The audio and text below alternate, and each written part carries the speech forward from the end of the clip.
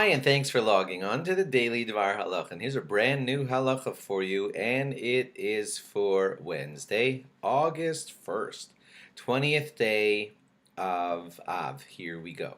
We are continuing along in our laws about Tachanun.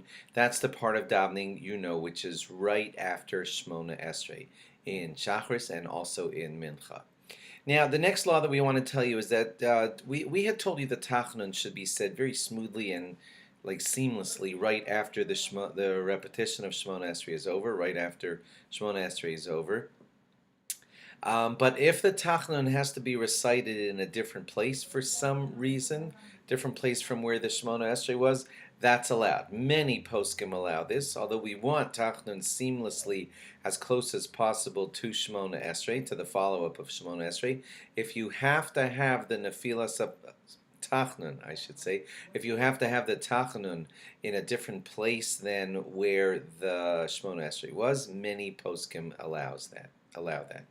Now you know that when you say Tachanun, you put your head down on your arm. It's called Nefilas Apayim, and Tachanun is recited in that format due to some stories in Tanakh where putting your head down, or Nefila, falling on your face, it's called, was in front of the actual Aron. So anyway, when it devolves down to us and we do Tachanun, we like to do Nefilas Apayim. Now we don't fall on the ground. It just means that we put our head down on our hand or arm, leaning over, to show the deep piety and deep remorse, and begging for forgiveness and everything. So that's done in Nefilas Apayim style. But because that happened in some Tanakh stories in front of the Aron, there are those who say that Nefilas Apayim is only done in the presence of, the closest we get to the real Ark or the real Aron is the presence of a Torah.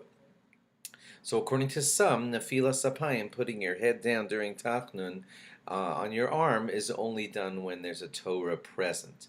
The Aruch HaShulchan says that even if you're in a bit of a different room in the shul, just outside the shul, that's still called in the presence of the Torah, and you would say the Tachanun with putting your head down, what we call Nefilas Apayim.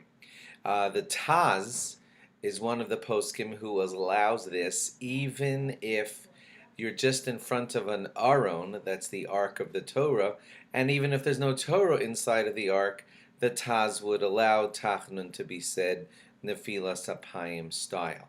When you're in a room that's far, far away, I'll give you an example. Here in Baltimore, we have a mincha minyan at a pizza shop. There is no Torah there at all.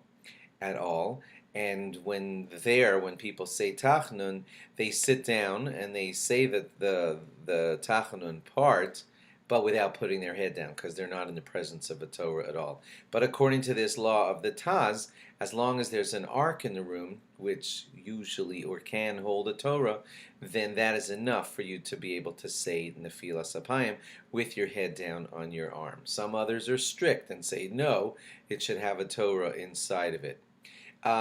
If you have an Aron, an ark for a Torah that only has a Torah in it on Mondays and Thursdays, Rav Belsky was of the opinion, quoting Rav Shlomo Zalman Auerbach, was of the opinion that you could put your head down and do the full Nefilas Apayim for Tachanun in front of an ark that even just has a Torah in it on Mondays and Thursdays.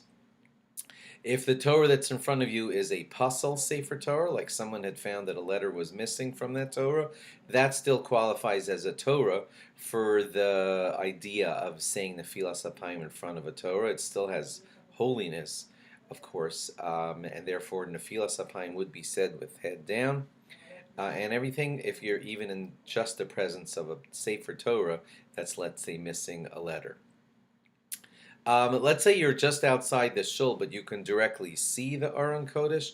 So, according to a lot of poskim, you also would say Tachanun with the Nefilas Apayim, with putting your head down. If you don't know about Tachanun and you don't know about Nefilas Apayim and you don't understand some of these details that I'm saying, please, you're welcome to discuss it with any rabbi and say, what's this thing about Nefilas Apayim falling on your face? I never even heard of it. So I can't get into that whole thing right now. But this is the beginning of the learning for you. There's something called Tachnun. We do Nefilas Apayim with it, and we do that in the presence of a Torah. And there are varying opinions on all these things, and I've just given you a quick, brief rundown on some of the basics on that. Any details you want to know from your rabbi or your minion that's in an office that doesn't have a Torah in it, so by all means, follow up and learn more about this. Thanks for logging on, and log on again tomorrow for more. Bye-bye.